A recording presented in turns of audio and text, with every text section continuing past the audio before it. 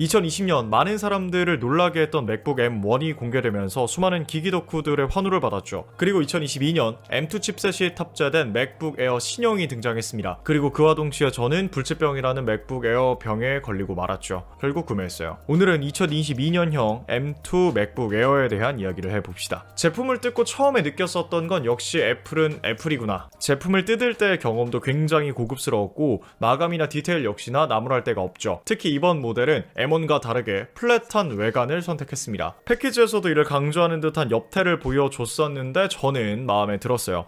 기존의 M1은 위에서 아래로 내려갈수록 점점 얇아지는 디자인에 상판은 애플 로고 쪽으로 갈수록 볼록해지는 모습이었죠. 하지만 M2는 위에서 아래로 내려가도 일정한 두께를 보여주고 상판 역시나 굴곡지지 않은 평평한 모습입니다. 에어라는 타이틀에 어울리는 가벼운 느낌은 아니에요. 좀 묵직한 느낌이긴 하지만 고급스러움은 이전 모델보다는 M2 신형 맥북 에어가 좀 더 좋은 것 같습니다. 그리고 이번 M2 맥북 에어가 색상에 따라서 지문이 잘 묻는다는 얘기가 있더라고요. 저는 스페이스 그레이로 구매했는데 상판이든 하판이든 지문이 막 묻어나진 않았습니다. 디스플레이는 화면을 크게 두르는 블랙 베젤이 있고 중앙 상단에는 노치가 있죠. UDC로 이 카메라가 안쪽으로 들어갔으면 좀 더 좋았겠지만 그렇다고 불편하게 느껴지진 않았어요. 맥 OS의 가장 큰 특징인 상단의 이 표시줄을 활용해서 디자인적으로도 노치를 잘 숨겼습니다. 하지만 이 노치 아래쪽에 굉장히 작은 틈이 있잖아요. 이 상단바를 조금만 올려서 노치 라인에 맞게 했으면 더 좋았을 것 같은데 이게 안 되더라고요. 하려면 외부 프로그램을 따로 깔아야 하는데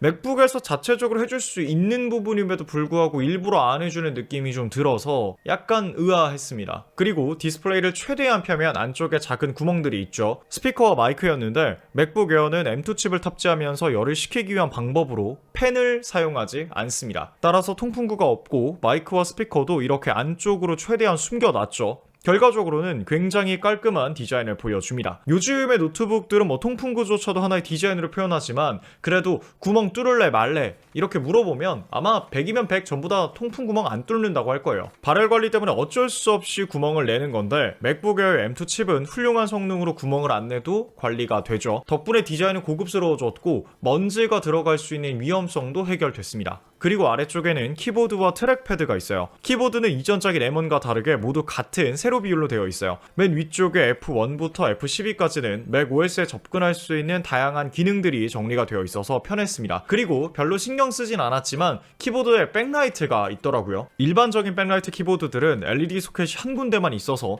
밝기가 약간 부자연스러운 경우가 많아요. 그런데 맥북 에어는 균일하게 모든 곳을 잘 비춰줍니다. 백라이트는 기계식 키보드 같은 화려한 RGB는 아니에요. 맥북을 구매하면서 화려함을 기대하는 분은 없겠죠. 키보드의 음각처럼 하얀색 LED로 되어 있고 미세한 밝기 조절 역시나 가능했습니다. 다만 높은 광량을 균일하게 줄여다 보니까 각도에 따라서는 키보드 사이의 하얀색 불빛이 새더라고요. 누르면 안 보이는데 타이핑을 하고 있을 때는 살짝 보여요. 그리고 노트북 키보드답게 낮고 얇은 키압을 보여줬습니다. 타건감은 기계식 키보드를 좋아하시는 분들에게는 부러우겠지만 맥북을 사면서 뭐 그런 거를 기대하시는 분들은 없을 테니까 단점이라고 보기에는 어렵겠고 대신에 타이핑을 하다 보면 이 키보드가 미끈하게 번들거리는 게 좀 있더라고요. 신경 쓰이시는 분들은 따로 키보드를 구매해서 쓰면 될 것 같습니다. 그리고 벤치마크도 한번 돌려봤는데 싱글 1940점대, 멀티 8900점대의 점수가 나옵니다. 기존 M1 맥북에 비해서 성능의 향상이 월등하게 이루어지진 않았어요. 하지만 M1 칩이 월등한 성능을 가지고 있었던 칩이었기 때문에 M2 맥북 에어 역시나 기본적으로 좋은 성능을 보여주고 있습니다. 사실 벤치마크 점수가 몇 점이다 뭐 이런 것도 중요하겠지만 내가 이 맥북을 쓰면서 체감되는 성능이 어떤가 이게 더 중요한 거잖아요. 그런데 맥 OS에서 작동되는 소프트웨어들은 최적화가 정말 잘 됐어요. 칩 성능도 좋은데 최적화까지 훌륭한 거죠. 파이널 컷 프로로 4K 영상을 편집할 때 프리뷰나 실시간 편집, 각종 이펙트의 설정 시 버벅거리는 것도 없었고 너무 좋았습니다. 펠리스 구조이다 보니까 고사양 프로그램을 돌릴 때 팬 소음도 없고 깔끔하게 구동이 잘 돼서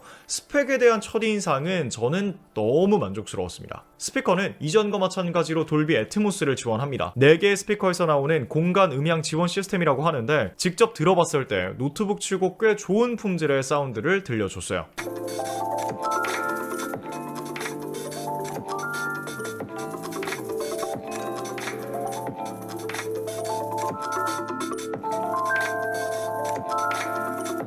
그리고 배터리.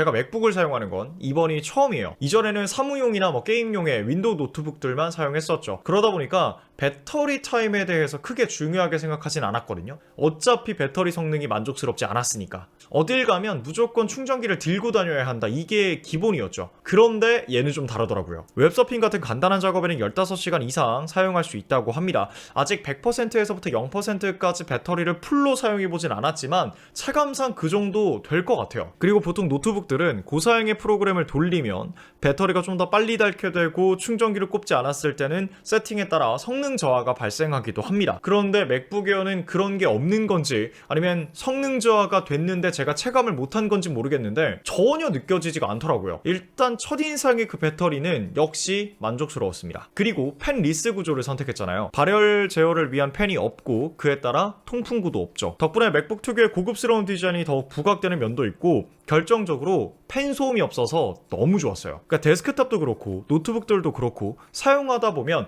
결국 기기의 발열 제어 때문에 한 번씩은 팬이 크게 돌 때가 있거든요. 게이밍 노트북은 훨씬 더 심하죠. 고사양 프로그램 돌릴 때 비행기 이륙한다 뭐 이렇게 비아냥거릴 정도니까요. 근데 맥북 에어는 예전 M1 칩부터 발열 제어가 정말 잘 되고 그러면서 성능 저하는 거의 없다 보니까 저는 퍼포먼스를 유지하면서 팬 소음이 없다는 거 이게 정말 너무 좋았어요. 그리고 맥북 에어 M2는 두 가지의 방식으로 충전이 가능하죠. 맥세이프와 썬더볼트. 맥세이프는 동봉되어 있는 케이블로 가져다 대기만 하면 자력으로 꼽히고 충전이 됩니다. 저는 이걸 처음 써봤는데 충전 다 하고 선을 뽑으려고 하니까 잘 안 빠지더라고요. 자력이 생각보다 강해서 강제로 선을 빼거나 뽑으려고 하면 잘 안 빠지고 위에서 아래로 눌러야 잘 빠지더라고요. 그리고 충전하다가 선을 잘못 밟거나 땡겨서 기기가 고장난 경험 저는 있어서 굉장히 조심스러웠는데 맥북 에어는 선 중간을 잡고 순간적으로 잡아 당기면 선만 이렇게 빠지더라고요. 여러 돌발 상황에서 다른 제품들보다는 안전하겠죠. 더불어 맥세이프를 꼭 사용하지 않고 USB-C 타입 케이블을 이용해서 충전도 가능합니다. 하지만 맥북 에어의 큰 단점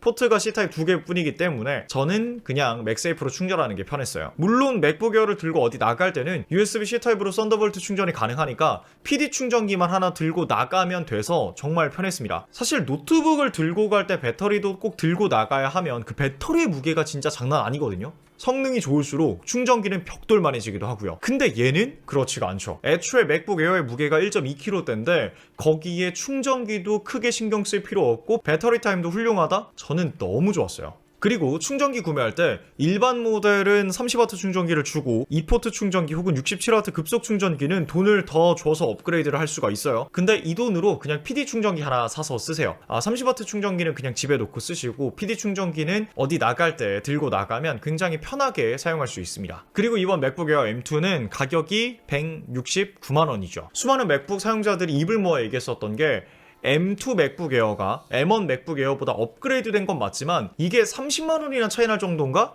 에 대해서는 다들 쓴소리를 했어요. 환율이 너무 올랐던 것도 있고 뭐 칩의 차이도 분명히 있겠지만 저도 동일한 의견입니다. 제가 만약에 M1 맥북이 있었다면 M2 맥북 에어를 굳이 구매하진 않았을 것 같아요. 하지만 맥북을 한 번도 구매하지 않으신 분들이라면 저는 M2 맥북 에어를 추천드립니다. 그리고 맥북을 처음 사용하는 입장에서 제일 걱정했었던 게 맥 OS였어요. 저는 윈도우 95부터 20년 넘게 윈도우 OS만 사용했지 맥 OS는 이번이 처음이었거든요. 근데 맥이라고 해서 뭐 마우스 안 쓰고 키보드 다르고 이런 건 또 아니잖아요. 같은 하드웨어의 OS만 다른 거고 그마저도 시스템을 사용하는 방법은 같으니까 적응에 막 큰 어려움은 없었습니다. 하지만 자잘자잘하게 거슬리는 건 또 있더라고요. 예를 들면 윈도우에서는 컨트롤이 맥북에서는 커맨드 키로 활용한다던가 한글 영어 전환키가 윈도우에 캡슐하게 있다던가 설정의 대부분은 상단의 상태 표시줄에 해야 한다던가 프로그램 창의 상단 더블 클릭으로 전체 화면이 안 된다던가 자잘자잘하게 윈도우와 달라서 좀 불편한 부분들이 있었는데 이런 것들은 설정에서 어느 정도 좀 바꿔줄 수가 있고 또 태생에 따른 차이이기 때문에 적응을 해야 되는 문제지 단점이라고 느껴지진 않았습니다. 다만 저처럼 윈도우를 오래 사용했고 맥북 이번에 처음 쓴다면 적응하는데 좀 짜증이 날 수는 있습니다. 오늘은 맥북 에어에 대한 첫인상을 가볍게 얘기해봤어요. 많은 사람들이 왜 그렇게 칭찬을 했는지 알겠더라고요. 고급스러운 디자인에 훌륭한 훌륭한 마감, 거기에 좋은 디스플레이에 풍부한 사운드, 고사양의 소프트웨어들도 무리 없이 구동하는데 펠리스여서 조용하고 배터리 세이브도 되고 거기에 가볍기까지. M1 맥북 에어 나왔을 때 그때 그냥 살 걸 그랬나 라고 후회가 될 정도로 너무 첫인상은 만족스러웠습니다. 30만원 차이는 물론 크고 가격에 비해서 월등하게 성능이 오른 건 아니지만 애플 제품이 주는 만족감, 그리고 브랜드 이미지, 거기에 신형이라는 부분까지 더해준다면 나에게 연말에 하는 선물로는 M2 맥북 에어가 적합한 아이템이라고 생각해요. 하지만 반대로 지갑 사정이 여의치 않아서 169만원까지 투자하기는 좀 무리다 하시는 분들은 M1도 여전히 훌륭한 현역의 성능을 가지고 있으니까 M1 맥북 에어를 구매하시길 바라겠습니다. 오늘 제가 준비한 영상은 여기까지고요. 저는 다음에 다른 영상으로 돌아오도록 하겠습니다. 감사합니다.